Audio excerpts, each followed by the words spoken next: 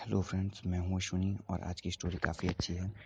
इस स्टोरी में हम एक ऐसी ब्रेवरी की कहानी देखेंगे जिसमें 3 लड़कियां ने 11 साल तक मेहनत की अपनी आज़ादी के लिए और आखिर में एक पागल सन की दरिंदे की कैद से ज़िंदा बाहर निकली। तो चलिए शुरू करते हैं आज की कहानी। शुरुआत में सभी लोगों के नाम और उनके बैकग्राउंड को देख लेते हैं। ये कहानी है एरियल कैस्ट्रो के बारे में, जिसका जन्म 1960 में हुआ था और ये कहानी अमेरिका की है। पेशे से एरियल कैस्ट्रो एक बस ड्राइवर था।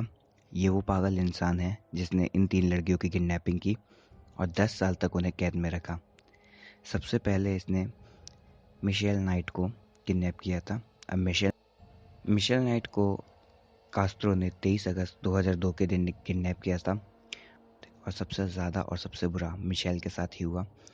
पुलिस को लगा कि वो किसी के साथ भाग गई होगी क्योंकि वो एक एडल्ट लड़की है, इसलिए पुलिस ने इस केस को ज़्यादा सीरियसली भी नहीं लिया और वो नहीं मिली।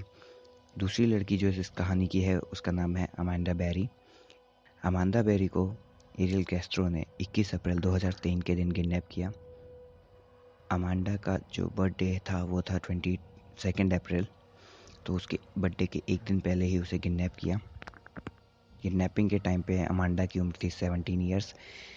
अमांडा को भी पहले घर से भागा हुआ ही माना गया, लेकिन जब कास्ट्रो ने अमांडा के फ़ोन से उसकी माँ को फ़ोन करके ये बताया कि तुम्हारी लड़की मेरे पास है, तब जाके उन्हें पता चला कि अमांडा किडनैप हो गई है।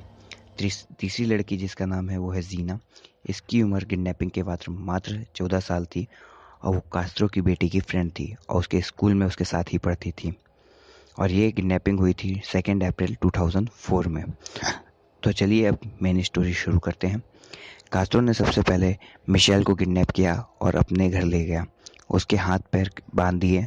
यहाँ पर मिशेल की ज़िंदगी बद से बदतर हो गई थी। शुरुआत से ही कास्ट्रो उसका रेप करता था। दिन में 1 बार खाना देता, वीक में 2 बार नहाना, इसके अलावा कुछ भी नहीं करता था। जब भी कास्ट्रो के साथ कुछ भी गलत होता तो वो उसको पूरा गुस्सा मिशेल पे निकालता। नाइट को वो एक पंचिंग बैग की तरह मारता और कम से कम 5 बार इस दौरान पूरे 11 साल के पीरियड में कम से कम 5 बार मिशेल प्रेग्नेंट हुई। तब कास्ट्रो ने उसको मिसकैरेज कराने के लिए बहुत मारता। उसके पेट में कई बार डंबल, पंच और उसको दीवार के साथ भी उसने बहुत बार मारा। कास्ट्रो को मार से माइकल का चेहरा बिगड़ गया और एक कान से सुनाई देना पूरी तरह से बंद हो चुका है। कुछ इसी तरह का व्यवहार वो बेरी के साथ भी करता था। एक बार बेरी जब प्रेग्नेंट हुई तब कास्ट्रो ने मिशेल को बोला कि उसे ये बच्चा चाहिए और मिशेल को बेरी की डिलीवरी घर पर ही कराना होगा और अगर बच्चे को कुछ हुआ तो वो मिशेल को मार डालेगा। और उसके बाद मिशेल गन पॉइंट पे बेरी की डिलीवरी घर पर ही कराती है और एक लड़की पैदा होती है और चारों लड़कियों की ज़िंदगी इसी तरह आगे बढ़ती जाती है और 6 साल बीत जाते हैं। कास्ट्रो सभी को अपनी फैमिली की तरह समझता था, पर जो व्यवहार वो उनसे पहले करता था अभी भी उसी तरह का व्यवहार चालू था। मिशेल को वो सबसे बुरी तरह से ट्रीट करता था और 2-3 दिन में 1 बार खाना देता था और कई बार तो कास्ट्रो लड़कियों को टेस्ट करने के लिए घर का दरवाज़ा खुला छोड़ देता और जब भी कोई लड़की भागने का ट्राई करती तो उसे बुरी तरीके से मारता था। ये था दोस्तों हमारी आधी कहानी।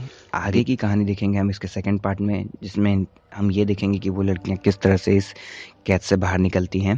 तो चलिए मिलते हैं नेक्स्ट वीडियो में। Thank you.